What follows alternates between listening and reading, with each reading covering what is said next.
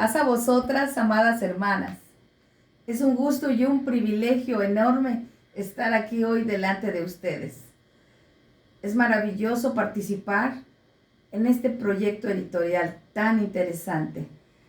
Es un proyecto muy ambicioso de lecciones de mujeres para mujeres, donde nosotras como hermanas en Cristo somos integrantes de una comunidad de fe que podemos impactar en nuestra propia comunidad, con temas muy importantes como los que hemos visto hasta el día de hoy. Inseguridad, corrupción, injusticia. La semana pasada veíamos desempleo. Hoy nos toca la política. Y quiero invitarlas a que vayan conmigo a la palabra de Dios. En el libro de Primera de Timoteo 2, del 1 al 2. Dice así la palabra de Dios. Exhorto ante todo a que se hagan rogativas, oraciones y peticiones y acciones de gracias por todos los hombres, por los reyes y por todos los que están en eminencia, para que vivamos quieta y reposadamente en toda piedad y honestidad. La Nueva Versión Internacional nos dice de este mismo texto lo siguiente. Así que recomiendo ante todo que se hagan plegarias, oraciones, súplicas y acciones de gracias por todos, especialmente por los gobernantes y por todas las autoridades, para que tengamos paz y tranquilidad y llevemos una vida piadosa y digna. Este es el verso que hoy nos interesa. Fíjense cómo ya desde aquel tiempo el apóstol aconsejaba a Timoteo para que siempre estuviéramos en oración por nuestras autoridades. No cabe duda que el Espíritu Santo estaba en estas palabras, pues el propósito de esta lección es que las iglesias fortalecidas por el Evangelio puedan transformar su entorno. No serán nuestros templos tan funcionales, ni nuestros equipos modernos o las llamativas actividades las que atraigan a las personas.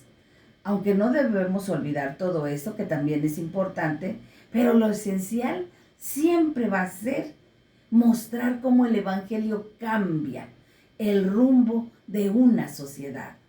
Hombres y mujeres que, convencidos por el amor de Dios, cumplen fielmente sus responsabilidades en la familia, en el trabajo, en la escuela y en toda la comunidad. De esta forma, todos sabrán que el Evangelio es poder de Dios. El estudio de esta tarde dice así. La palabra política viene de la palabra polis, ciudad, palabra griega, de modo que en un primer acercamiento diremos que política es todo lo relativo a la vida de la polis, de la sociedad. Los griegos utilizaban muchas palabras derivadas de polis para referirse a lo político, esto es, lo relativo a la polis y a sus ciudadanos. El término políticos es pues sinónimo de social. Por eso cuando Aristóteles dice que el hombre es un son politikon, quiere decir realmente que el hombre es un animal social y por tanto siempre va a vivir buscando congregarse, haciendo grupos, porque sabe que así es como ganarán fuerza. La política es el conjunto de relaciones derivadas en la interacción de los seres humanos como consecuencia de vivir en sociedad. La política es el arte de gobernar. Es la actividad que ejercen las personas para decidir sobre los asuntos públicos de la comunidad. Nosotras como mujeres creyentes debemos y tenemos ese compromiso de enterarnos sobre la política en el lugar donde vivimos para cumplir de manera satisfactoria nuestras responsabilidades civiles. ¿Cuál pudiera ser, hermanas, el beneficio para nuestra ciudad si las personas que manejan la política tuvieran principios bíblicos? ¿Se imaginan? Sería algo maravilloso. que nuestras autoridades, las que manejan la política, tuvieran temor de Dios.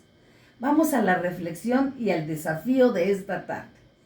Hace algunos años, en el mes de diciembre, visitamos la iglesia de la Hormiga, allá en San Cristóbal de las Casas, Chiapas. Fue una experiencia maravillosa, pues los hermanos nos trataron con mucho amor y respeto. Hablamos de la palabra de Dios y un hermano nos hacía el favor de traducir a su lengua para entendernos y comunicarnos mejor. Yo creí, hermanas, que en Chiapas siempre hacía mucho calor y empaqué en mi maleta solo ropa de verano.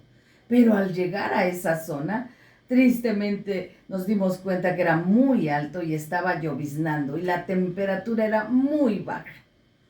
Así que a la mañana siguiente fuimos a conseguir al mercado un suéter o algo para cubrirme, porque yo estaba temblando de frío.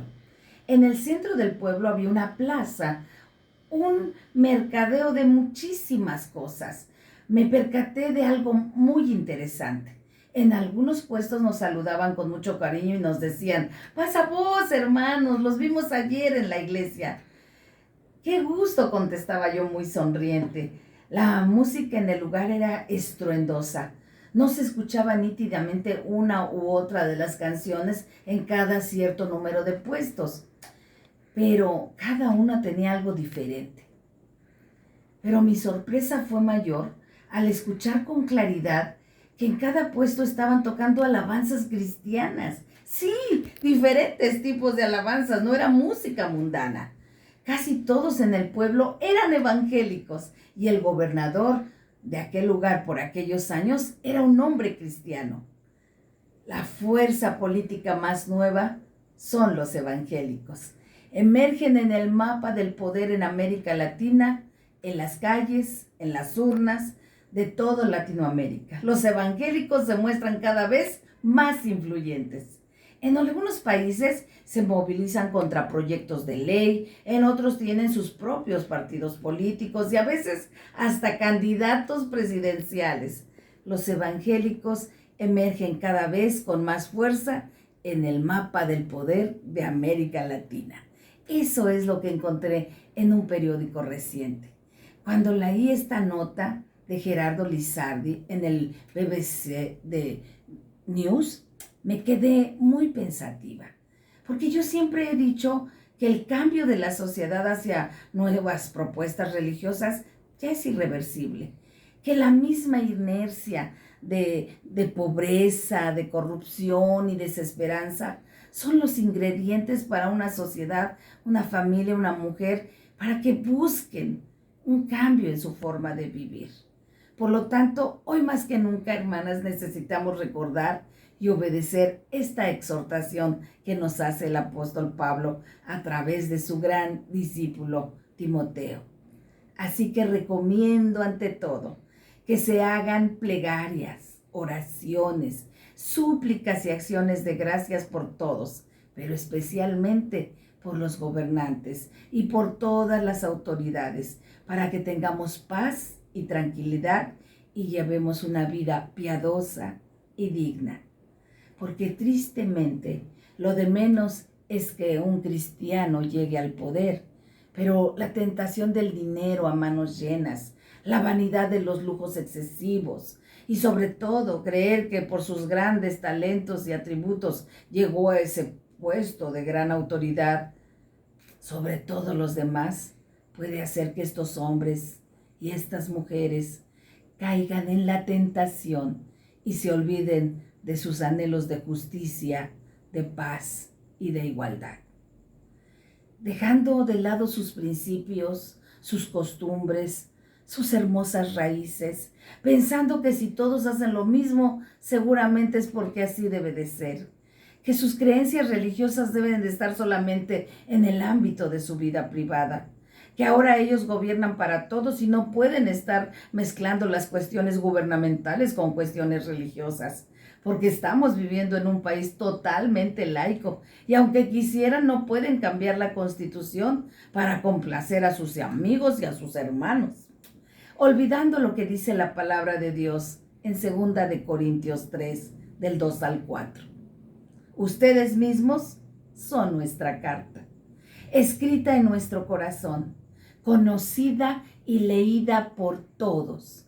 Es evidente que ustedes son una carta de Cristo, expedida por nosotros, escrita no con tinta, sino con el Espíritu del Dios viviente, no en tablas de piedra, sino en tablas de carne, en los corazones. Quisiera yo dar un ejemplo de estas palabras, un ejemplo y una aplicación de la lección de hoy. Recientemente, a mi llegada al encantador pueblo de Reforma, tuve el honor de ir a la casa del presidente municipal, quien deseaba agradecernos personalmente por las oraciones que habíamos estado haciendo por su salud y su recuperación, después de un terrible accidente que había tenido durante su campaña política y que lo tuvo al borde de la muerte. Nunca nos habíamos visto, amadas hermanas.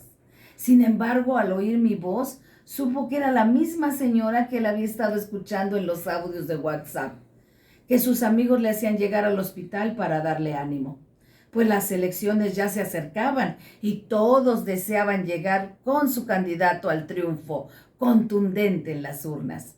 De manera muy amable y respetuosa, nos pasó a su casa. Iba mi esposo, yo y otros familiares. Al entrar a su casa y empezamos a platicar todo lo que había tenido que pasar para llegar, él empezó a conmoverse, al grado que mi esposo tuvo que acercarse y abrazarlo. Consolándole, empezamos a orar, dando gracias a Dios por su vida, su salud, esta hermosa y bendita palabra de Dios que le compartimos después de pedir a nuestro Dios Todopoderoso que le diera una oportunidad de vida para que su tiempo en el encargo gubernamental fuera conforme a su voluntad y él lograra ser un hombre justo, que sirviera al pueblo con temor de Dios. Dice así: sométanse toda persona a las autoridades superiores, porque no hay autoridad sino de parte de Dios, y las que hay por Dios han sido establecidas. Y los que se resisten acarrean condenación para sí mismos, porque los magistrados no están para infundir temor al que hace el bien, sino al malo. ¿Quieres pues no temer la autoridad? Haz lo bueno, y tendrás alabanza de ella, porque es servidor de Dios para tu bien. Pero si haces lo malo, porque no en vano lleva la espada, pues es servidor de Dios, vengador para castigar al que hace lo malo, por lo cual es necesario estarle sujetos, no solamente por razón del castigo, sino también por causa de la conciencia, pues esto pagáis también los tributos, porque son servidores de Dios que atienden continuamente a esto mismo. Pagad los impuestos que debáis. Al que tributo, tributo. Al que impuesto, impuesto. Al que respeto, respeto. Al que honra, honra. Esto, hermanos, pareciera que estaba yo estudiando mi cátedra de ética o, no sé, alguna cuestión de sociología política, pero no, estaba en Romanos, capítulo 13 del 1 al 7. Créanme que pareciera que fuera el programa para que estudiaran los jóvenes de derecho. Me maravillé con estas palabras, no por el castigo, hermanas, sino por conciencia. Al despedirnos después de un buen rato, de una amena charla, nos dijo: muchas gracias. De verdad, no se imaginan lo bueno que ha sido para mí conocerlos. Me siento mucho mejor. Durante estos meses no había logrado expresar mis sentimientos. Ante mi gente yo debo de ser el fuerte, el valeroso. Me siento muy en paz, como si ya no tuviera esa tremenda roca sobre mis hombros. Estoy a sus órdenes para cualquier cosa en las que yo pueda ayudarles.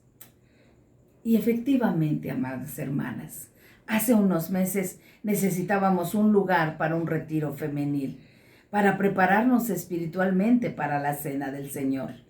Anduvimos las 4 hermanas de la directiva femenil buscando afanosamente a lo largo de toda la costera, checando hermosos lugares panorámicos donde pudiéramos rentar por tan solo un día para nuestro gran evento.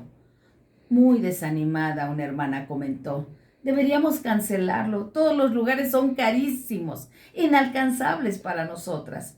Pero todas las demás dijimos: vamos a orar con mucha fe y el Señor nos dará una salida. Íbamos llegando a la comunidad y había mucha gente en el camino. Pregunté: ¿qué pasa?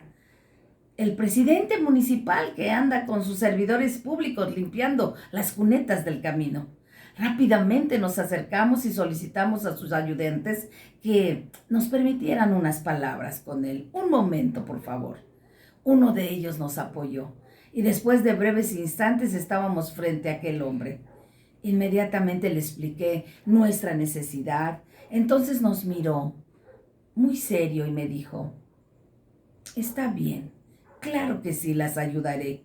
Cuenten con un lugar para su evento.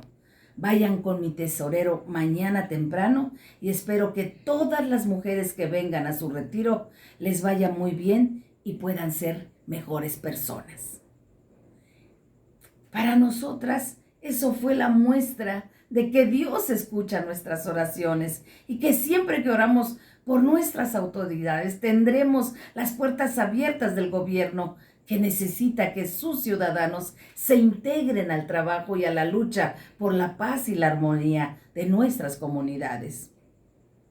Queridas hermanas, tuvimos un retiro femenil maravilloso a la orilla de la laguna de los 7 colores y de conferencista a nuestra amada hermana Jochebed Martínez, quien disfrutó con todas nosotros en esta preciosa bendición de parte de un hombre lleno de gratitud, que un día necesitó que alguien intercediera por él.